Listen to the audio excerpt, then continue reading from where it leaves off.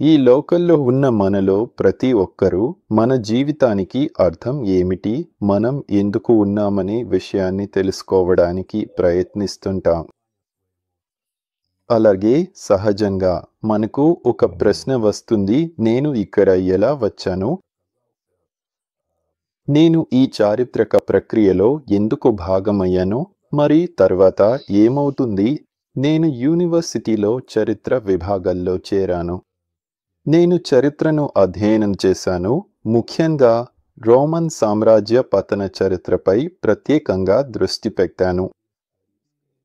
ఈ పతన కాలం అంటే 5వ శతాబ్దం నుంచి మొదలై ఇది సుమారు మధ్యయుగాల చివరి దశల వరకు కొనసాగింది. అంటే 13వ, 14వ శతాబ్దాలు. ఈ కాలం నన్ను ఎక్కువగా ఆకర్షించింది.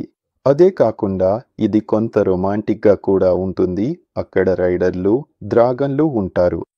అవును, ఇది ఎంతవరకు నిజమో అనేది వేరే విషయం.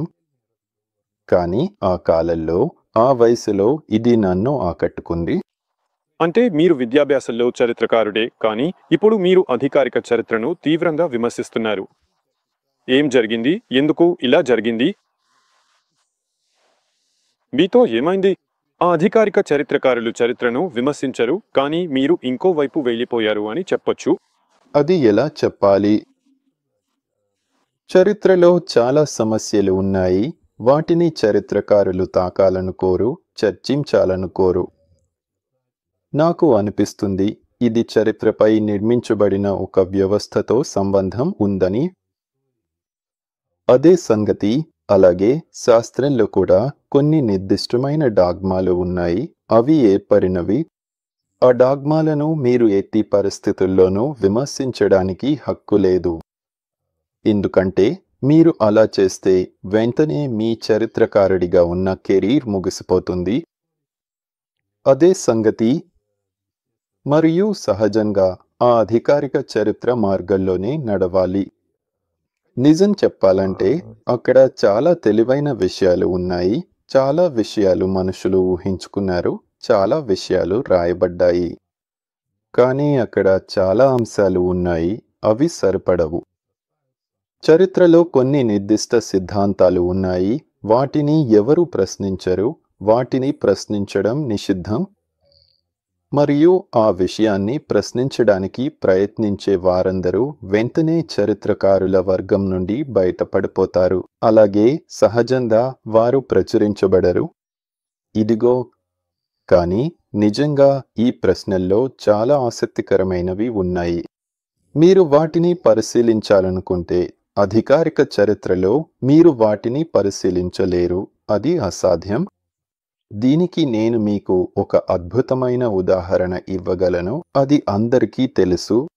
ఒకరు ఉన్నారు లేదా ఉండేవారు, గొప్ప చరిత్రకారుడు టోర్ హెయర్డాల్. అతను రష్యాలో ప్రసిద్ధి చెందాడు.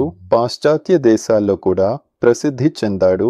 చాలా పుస్తకాలు రాశాడు మరియు సంప్రదాయ చరిత్ర వెలికి తీయలేని ఎన్నో విషయాలను కనుగొన్నాడు. ఉదాహరణకు దీవుల జనావాసం అంటే ఈస్టర్ దీవులు, అలాగే ఇతర పోలినీషియన్ దీవులు దక్షిణ అమెరికా ఖండం నుండి ఎలా జనావాసమయ్యాయో అతను ఇది ప్రయోగాత్మకంగా చేసి చూపించాడు. అలాగే అతను పాపిరస్ పడవలతో అట్లాంటిక్ మహాసముద్రాన్ని దాటి వెళ్లే సిద్ధాంతాన్ని కూడా పరీక్షించాడు మరియు ఇది కూడా తానే స్వయంగా చేసి చూపించాడు. మొత్తానికి అతను ఆ సమయంలో వరకు అందరికీ ఇష్టమైన వాడిగా ఉండేవాడు. కానీ అతను తన సిద్ధాంతాన్ని, అంటే ఓడిన్ను వెతకడం అని పిలిచిన సిద్ధాంతాన్ని ప్రతిపాదించిన తర్వాత పరిస్థితి మారింది. ఈ సిద్ధాంతంలో ఇది పుస్తకం కాదు, కానీ ప్రశ్నలను సేకరించినట్టుగా ఉంది. అతను నిరూపించడానికి ప్రయత్నించాడు. అంటే స్కాండినేవియన్ నాగరికత అసలు ఆజో సముద్ర ప్రాంతం నుండి, అంటే మారియుపోల్, ఆజో, రోస్తోవాండాన్ ప్రాంతాల నుండి వచ్చిందని. అంటే దాదాపు ఆ ప్రాంతం నుంచే అని చెప్పొచ్చు. అతనిపై మొత్తం శాస్త్రీయ సమాజం దాడి చేసింది. అతన్ని వ్యక్తిగా పూర్తిగా నాశనం చేశారు. అతని పనిని అపహాస్యం చేశారు. ఈ రోజుకి నేను ఇటీవలే చూశాను. ఆ సిద్ధాంతం ముందుకు పోవడం లేదు. దాన్ని ఎవరూ అధ్యయనం చేయడం లేదు. దాన్ని తాకడానికి కూడా అందరూ భయపడుతున్నారు. అదే సంగతి. కానీ ఆ సిద్ధాంతం చాలా ఆసక్తికరంగా ఉంది. ఇదే రకమైన ఈ ఎలిటిస్టిక్ దృక్పథం నాకు నచ్చదు. మరియు చరిత్రను అధ్యయనం చేయడం అసాధ్యం. ఎందుకంటే నీకు అనుమతించిన దారుల్లో మాత్రమే నువ్వు దాన్ని అధ్యయనం చేయగలవు. మీరు ఏదైనా భిన్నంగా కనుగొంటే వెంటనే మిమ్మల్ని అడ్డుకుంటారు. అంతే, మీ కెరీర్ ముగిసిపోతుంది. అంటే మీరు చరిత్రలో స్వేచ్ఛగా పరిశోధించాలనుకుంటే, కానీ వాస్తవానికి ఆ పరిశోధన చేసే పరిధి చాలా కఠినంగా పరిమితం చేయబడింది. అది పరిమితమే, అవును.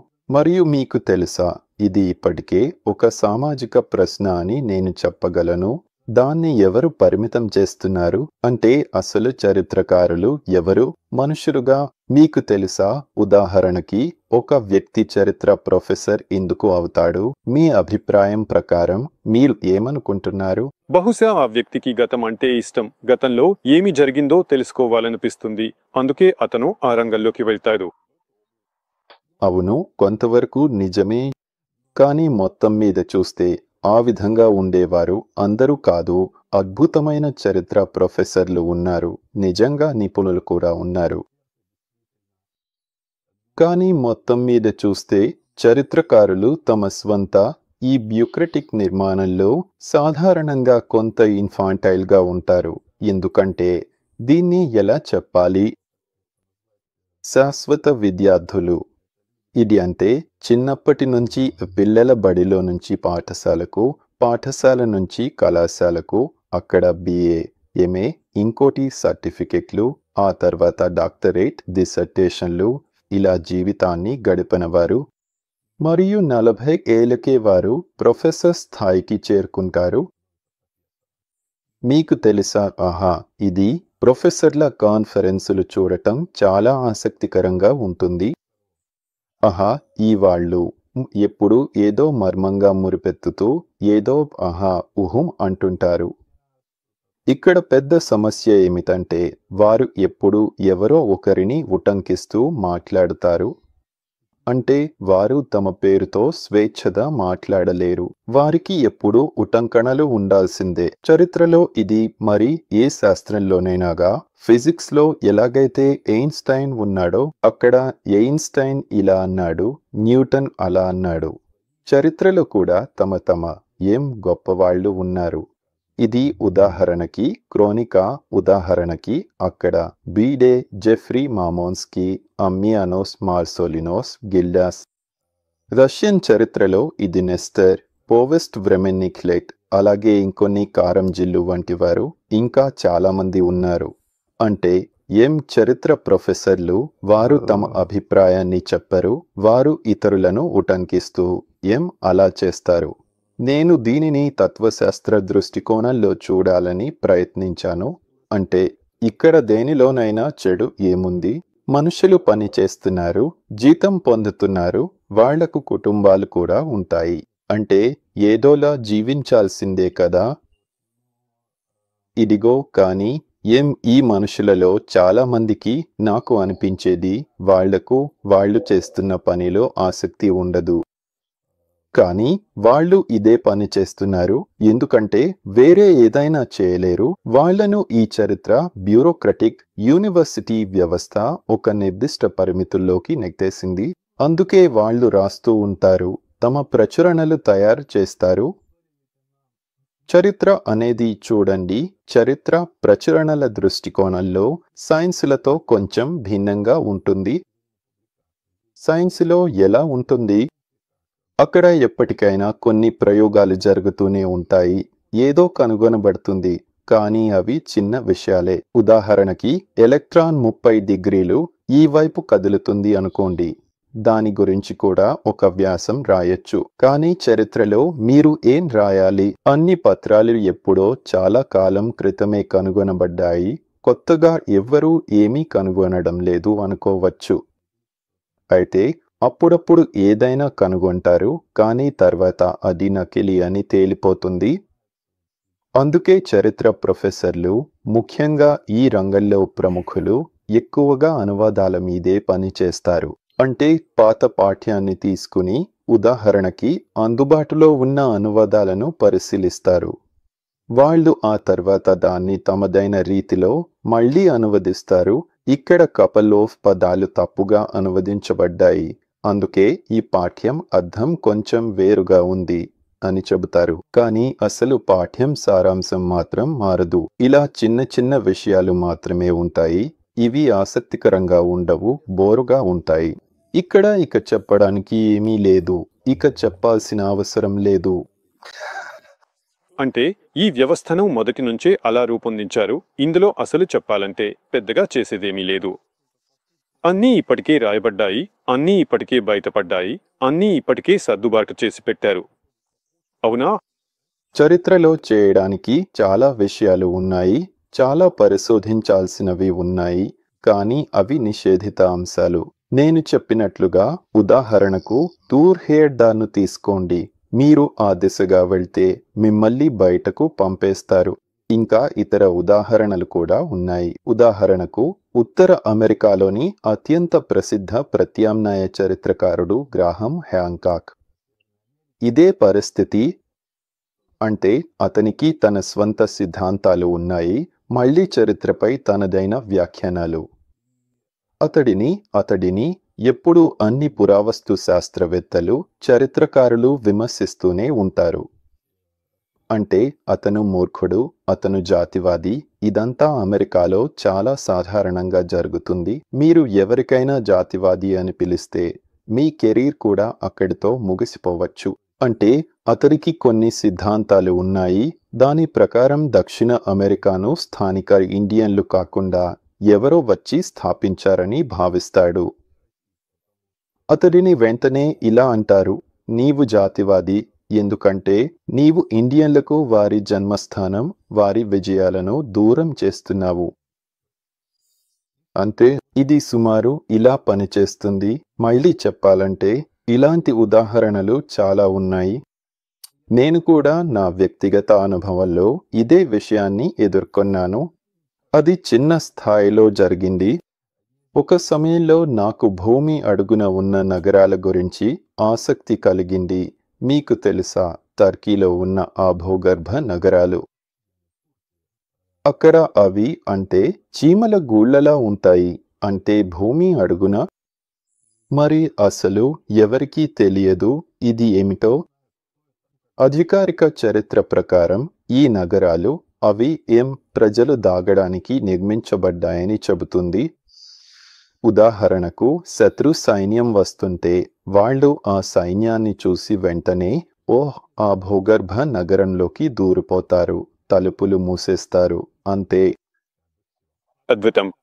నేను శత్రువుని స్థానంలో ఉంటే వెంటిలేషన్ రంధ్రాల దగ్గరికి వచ్చి అక్కడికి ఏదైనా మండుతున్న గడ్డి లేదా ఇంకేదైనా వేసేస్తాను. అవును, అప్పుడు వాళ్ళు భూమి అడుగు నుంచి బయటికి రావడం మొదలు పెడతారు. సైనిక దృష్టికోణంలో చూస్తే ఇది పూర్తిగా మూర్ఖత్వమే. అంటే దాగలేవు.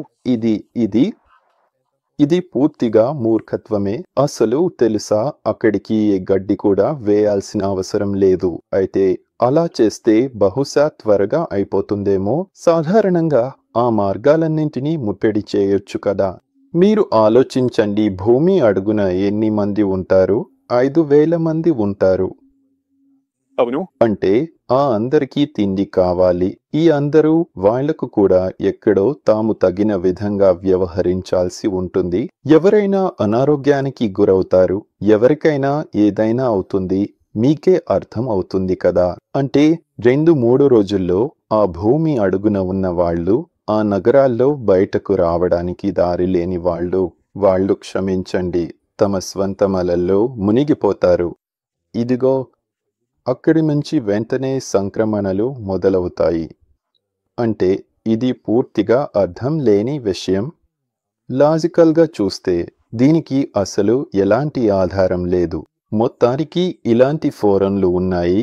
అక్కడ చరిత్ర ప్రొఫెసర్లు, పురావస్తు శాస్త్రవేత్తలు పాల్గొంటారు. వాళ్ళు ఈ విషయాలపై చర్చిస్తారు. ఈ విషయం అక్కడ చర్చకు వచ్చింది. నేను ఆ ఫోరంలోకి వెళ్ళి కామెంట్ చేయడం మొదలు పెట్టాను. మనం ఇప్పుడే మాట్లాడినట్టు ఇది సరిపడట్లేదని నేను చెప్పాను.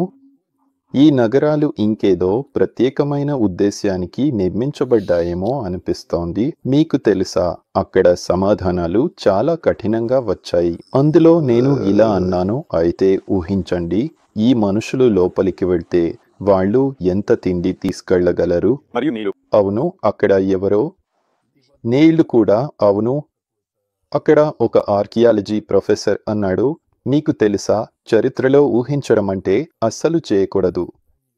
ఇక్కడ మాటలకి ఆస్కారం లేదు అనిపించింది. అంటే ప్రజలు సాదా లాజిక్ని, సాదా నిజాలను చూడాలనుకోవడం లేదు. వాటిపై చర్చించాలన్న ఆసక్తి కూడా లేదు.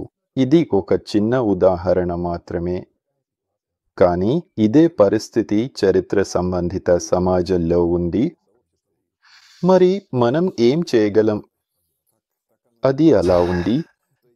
అంటే మీరు మళ్ళీ చరిత్రను అధ్యయనం చేయాలనుకుంటే ఈ ప్రశ్నపై ఏమాస్ ఆసక్తి చూపినా అకాడమిక్ వర్గాల్లో అది అంతగా సాధ్యపడదు. అంటే చరిత్ర చాలా కఠినంగా నియంత్రించబడింది. కొన్ని నిర్దిష్ట దృక్కోణాలు, డాగ్మాలు ఉన్నాయి. వాటిని ప్రశ్నించకూడదు, వాటిని అనుసరించాల్సిందే. ఇదిగో మొత్తానికి ఈ భవనం, అంటే ఈ విధంగా వ్యవస్థాపితమైన విజ్ఞాన శాస్త్రం, చరిత్ర అనే భవనం, ఇది ఇప్పటికే నిర్మించబడింది. బహుశా అక్కడే 19వ శతాబ్దం చివరిలో, 20వ శతాబ్దం ప్రారంభంలో. అప్పటి నుంచి ఇది మారడం లేదు కదా. నాకు నిజంగా ఆసక్తిగా అనిపించింది. ఉదాహరణకి నా దగ్గర ఒక డాక్యుమెంట్ ఉంది. నేను ఏం చూశానో గుర్తులేదు. నా అనుమానంలో నేను చూసింది మొదటిగా సెయింట్ ఆగస్టిన్ ఆఫ్ హిప్పో రచనలు. ఆయనే దివ్య నగరం అనే ప్రసిద్ధ రచన రాశారు. అలాగే ప్రకటన కూడా నాకు ఆసక్తిగా అనిపించింది. సరే, మన దగ్గర ఉన్న అతి పాత మాన్యుస్క్రిప్టులు ఏవి? ఎందుకంటే ఆయన చరిత్రపరంగా అధికారికంగా చెప్పాలంటే 5వ శతాబ్దంలో జీవించారు. మరి 5వ శతాబ్దం నుంచి మన దగ్గర డాక్యుమెంట్లు మిగిలిపోయాయా? అయితే అవి మిగిలిపోలేదు అని తేలింది. అంటే కొన్ని డాక్యుమెంట్లు ఉన్నాయి, అవి 13వ శతాబ్దానికి చెందినవిగా డేటింగ్ చేశారు. బాగుంది. అయితే ఆ డాక్యుమెంట్లు అసలు ఎప్పుడు కనుగొన్నారు? అవి 13వ శతాబ్దానికి చెందినవిగా డేటింగ్ చేశారు. అవి ఎప్పుడు కనుగొన్నారు? అక్కడ చూస్తే ఈ చారిత్రక కాలక్రమాల్లో చాలా భాగం మీరు సరిగ్గా చెప్పినట్లే 18వ శతాబ్దం మధ్యలో కనుగొన్నారు. అంటే చరిత్ర వాటి కనుగొనడం ఒకేలా ఉంటుంది. అంటే ఏదో కాన్స్టాంటినోపుల్లోని ఒక లైబ్రరీలో, లేదా ఫ్రాన్స్లో, లేదా స్పెయిన్లో, లేదా ఇటలీలో ఎవరో ఆర్కైవ్లో తవ్వుతూ పాత మత గురువు చేత రాసిన పుస్తకాన్ని కనుగొన్నారు. ఇదిగో ఇదే కథ, చదవండి. అదే విధంగా చారిత్రక పాత మ్యాప్స్ విషయంలో కూడా జరుగుతుంది. అంటే అవి మ్యాప్స్ ఉన్నాయి, అవి ఒక నిర్దిష్ట తేదీకి సంబంధించినవిగా డేటింగ్ చేశారు. అయితే అవి ఎప్పుడు కనుగొన్నారు? ఇది 11వ శతాబ్దం మధ్యలో జరిగింది. కానీ మళ్ళీ అన్ని కాదు. కొన్ని డాక్యుమెంట్లు ఇంకా పాతవిగా ఉన్నాయి, ఖచ్చితంగా. కానీ తుది నిర్ణయం ఏమిటి? మనకు చెప్పబడుతున్న ఆ కథ నిజమని నిరూపించే స్పష్టమైన, నమ్మదగిన ఆధారాలు మన దగ్గర లేవు. ఇక్కడ చరిత్ర విషయంలో ఒక విషయం ఉంది. చరిత్ర అనే దానికే అసలు అర్థం లేదు. చరిత్ర అనేది ఒక వ్యాఖ్యానం మాత్రమే. ఎందుకు చరిత్ర లేదు? ఎందుకంటే మనం అక్కడ హాజరు కాలేదు కాబట్టి. అంటే నిజానికి ఏం జరిగిందో మనకు తెలియదు. ఒక నిర్దిష్ట వ్యాఖ్యానం మాత్రమే ఉంది. ఇప్పుడు అధికారిక చరిత్రకారుల వ్యాఖ్యానం అది కొన్ని సిద్ధాంతాలపై ఆధారపడి ఉంటుంది. వాళ్ళు రూపొందించుకున్నవి. అర్థం చేసుకోండి. అలాగే ఉదాహరణకి ప్రత్యామ్నాయ చరిత్రకారుల వ్యాఖ్యానం మరో విధంగా ఉంటుంది. అది వేరే వ్యాఖ్యానంపై ఆధారపడి ఉంటుంది. ఇలా చరిత్ర వ్యాఖ్యానాల మధ్య ఒక పోటీ జరుగుతుంది. నిజంగా ఏం జరిగింది? అలా మళ్ళీ చెప్పాలంటే మనం అక్కడ లేము కాబట్టి మనం ఖచ్చితంగా తెలుసుకోలేం. ఇదే మరి ఉదాహరణకి ఎవరు ఖచ్చితంగా ఇదే జరిగిందని అంటారో అలాంటి వ్యక్తి టైం మెషిన్తో ఉండాలి. ఎందుకంటే మన దగ్గర ఉన్న ఆధారాలతో ఇది చాలా కష్టంగా నిర్ణయించడం. ఇక్కడే అసలు విషయం. ఎందుకంటే చరిత్రకారులు ఇది అలా జరిగిందని అంటారు మరియు మనం ఖచ్చితంగా ఇది అలా జరిగిందని తెలుసు. చరిత్ర పాఠ్యపుస్తకాల్లో ఇలా రాసి ఉంది. సందేహించకూడదు, మేము ఎలా రాసామో అదే జరిగిందని నమ్ము. కానీ ఇది కేవలం ఒక వర్షన్ మాత్రమే. మరి ఇతర వర్షన్లు ఎక్కడ? మీరు ఎందుకు ఒక్క వర్షన్నే సరైనదిగా భావిస్తున్నారు? మీరు బాగా గమనించినట్లే చరిత్ర అనేది ఎప్పుడూ మారుతూనే ఉంటుంది. అంటే మనం ఇది రష్యా సామ్రాజ్యం పతనంలో చూసాం. అక్కడ సోవియట్ యూనియన్ను ఏర్పాటు చేసి చరిత్రను తిరిగి రాశారు. తర్వాత సోవియట్ యూనియన్ కూలిపోయింది. మళ్లీ చరిత్రను తిరిగి రాశారు. ఇప్పుడు మళ్లీ దాన్ని తిరిగి రాస్తున్నారు. మన దేశంలో, రష్యాలో చారిత్రక సమాచారం ప్రతి 10 సంవత్సరాలకు మారుతుంది. చరిత్రను పరిశీలించడం అంటే అసలు గొప్ప శాస్త్రం. నేను అందరికీ చరిత్రను అధ్యయనం చేయమని సిఫార్సు చేస్తాను. కానీ ఇన్స్టిట్యూట్లో బోధించే విధానంతో కాకుండా కొంచెం భిన్నమైన విధానంతో చేయమని సిఫార్సు చేస్తాను. అంటే ఎప్పుడూ ఆ పురాతన గ్రీస్, రోమ్లతో పడిపోకండి. అవి చాలా దూరంగా ఉన్నాయి. అది నిజమేనా అనే విషయం కూడా తెలియదు. మీ ప్రాంతంలో చరిత్రను అధ్యయనం చేయండి. అంటే ప్రతి నగరంలో దాని స్వంత చరిత్ర ఉంటుంది. కొన్ని పాత భవనాలు, వాటి స్వంత స్మారక చిహ్నాలు, స్వంత మ్యూజియాలు, కొన్ని భౌగోళిక పటాలు ఉంటాయి. ఇలా ఈ ప్రదేశాల నుంచే మీరు అక్కడే ఉంటారు కాబట్టి ఈ ప్రదేశాల నుంచి మీరు చాలా సమాచారం సేకరించవచ్చు.